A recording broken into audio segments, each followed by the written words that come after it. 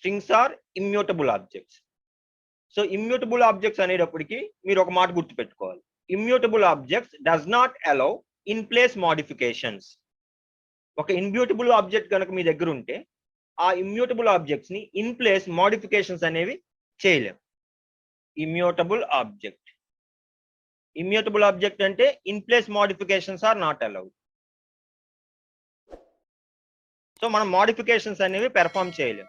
So Python లో immutable objects ఏమున్నాయి? Strings, tuples, numbers. ఈ మూడు కూడా immutable objects. In place modifications మనం పెర్ఫామ్ చేయలేం. So next mutable object. So mutable object అంటే modifications are allowed. In place modifications are allowed. So Python లో mutable objects ఏమున్నాయి? Lists, dictionaries, sets. ఈ మూడు కూడా mutable objects. Strings, tuples, numbers ఈ మూడు ఇమ్యూటబుల్ ఆబ్జెక్ట్స్. అంటే ఇన్ ప్లేస్ మోడిఫికేషన్స్ పెర్ఫామ్ చేయలేం, మనం మోడిఫై చేయలేం. వన్స్ ఆబ్జెక్ట్ క్రియేట్ చేసిన తర్వాత ఆబ్జెక్ట్ ని మోడిఫై చేయలేం. సో మ్యూటబుల్ ఆబ్జెక్ట్స్ ఏమున్నాయి? Lists, dictionaries, sets. ఈ మూడింటిని మ్యూటబుల్ ఆబ్జెక్ట్స్ అంట. అంటే మనం ఆబ్జెక్ట్ క్రియేట్ చేసిన తర్వాత కూడా మోడిఫికేషన్స్ అనేవి పెర్ఫామ్ చేయొచ్చు. సో ఇక్కడ స్ట్రింగ్స్ అనేవి ఏమవుతాయి? ఇమ్యూటబుల్ ఆబ్జెక్ట్స్ అవుతాయి. ఒక ఎగ్జాంపుల్ చూపిస్తాను చూడండి. ఇక్కడ నేను ఏం ట్రై చేస్తున్నానంటే S3 లో ఉన్న కంటెంట్ ని స్కెట్ నుంచి సైట్ కి మార్చాలనుకుంటున్నాను. సైట్ కి మార్చాలంటే సి ప్లేస్ లో ఐ ఉండాలి. సో సిని ఎలా యాక్సెస్ చేసుకోవచ్చు? ఇండెక్స్ 1 ద్వారా యాక్సెస్ చేసుకోవచ్చు. ఇప్పుడు నేను ఏం ట్రై చేస్తున్నానంటే S3 ఆఫ్ సి రెండో కంపార్ట్మెంట్ లో ఉంది కాబట్టి ఇండెక్స్ ఏమవుతుంది? 1. S3 of 1 is equal to C place లో ఐ పెడదాం అనుకుంటున్నాను. అంటే నాకు స్కెట్ వద్దు, S3 లో సైట్ అనే స్ట్రింగ్ కావాలి. సో దాన్ని రన్ చేద్దానికి ట్రై చేస్తాను. ఇక్కడ ఏమైంది? ఎర్రర్ వచ్చింది, టైప్ ఎర్రర్ వచ్చింది. ఏం చెప్తుంది? String object does not support item assignment. అంటే నేను S3 లో ఉన్న స్ట్రింగ్ ని మోడిఫై చేయడానికి ట్రై చేశాను. సో ఇమ్యూటబుల్ ఆబ్జెక్ట్స్ కాబట్టి ఆ మోడిఫికేషన్స్ అనేది అలౌ చేయదు. అందుకని మనకి టైప్ ఎర్రర్ అని జనరేట్ చేసి ఒక అసైన్మెంట్ స్టేట్మెంట్ అనేది సపోర్ట్ చేయదు అని స్టేట్మెంట్ ఇచ్చింది మనకి. నేను ఒక లిస్ట్ తీసుకున్నాను. ఇక్కడ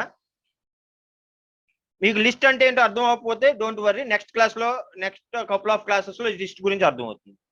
సో లిస్ట్లో కూడా నేను సేమ్ స్కెట్ అనే 4 క్యారెక్టర్ స్ట్రింగ్స్ని తీసుకుంటున్నాను. ఎస్, సి, థర్డ్ వాల్యూ వచ్చేసి ఈ, ఫోర్త్ వాల్యూ వచ్చేసి టి. సో లిస్ట్ 1లో మనకి 4 వాల్యూస్ ఉన్నాయి, 4 ఐటమ్స్ ఉన్నాయి. First item string S, second item string C, third item string E, fourth item string T. దాన్ని డిస్ప్లే చేస్తాను. ఫస్ట్ నేను L1 డిస్ప్లే చేశాను. సో డిస్ప్లే అయింది. ఇప్పుడు నేను ఏం చేస్తున్నానంటే సిని ఐ కింద మారుస్తున్నాను. ఎలా మారుస్తున్నాను? దాని ఇండెక్స్ ఏమవుతుంది? పాజిటివ్ ఇండెక్సింగ్ యూజ్ చేస్తున్నాను. సో పాజిటివ్ ఇండెక్స్ బేస్ చేసుకున్న సెకండ్ కంపార్ట్మెంట్ లో ఉంది కాబట్టి దాని ఇండెక్స్ 1 అవుతుంది. సో ఆ ఇండెక్స్ ని యూజ్ చేసుకుని సెకండ్ కంపార్ట్మెంట్ లో ఉన్న వాల్యూని మాడిఫై చేస్తున్నాను. సిని ఐ కింద మారుస్తున్నాను. సో మార్చిన తర్వాత నేను L1 ని డిస్ప్లే చేస్తున్నాను. చూడండి, సెకండ్ కంపార్ట్మెంట్ లో ఉన్న వాల్యూ సి నుంచి ఐ కింద మారిపోయింది. అంటే ఇక్కడ మోడిఫికేషన్ అనేది అలౌ చేసింది లిస్ట్. కాబట్టి మనం లిస్ట్ ని ఏమనొచ్చు? Lists are mutable objects.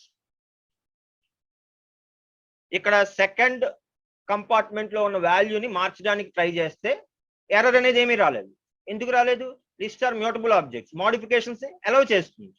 But అదే ఇక్కడ నేను స్ట్రింగ్ లో గనక సెకండ్ కంపార్ట్మెంట్ లో ఉన్న వాల్యూని మోడిఫై చేయడానికి ట్రై చేస్తే ఎర్రర్ వచ్చింది. ఎందుకంటే స్ట్రింగ్ అనేది ఇమ్యూటబుల్ ఆబ్జెక్ట్ కాబట్టి.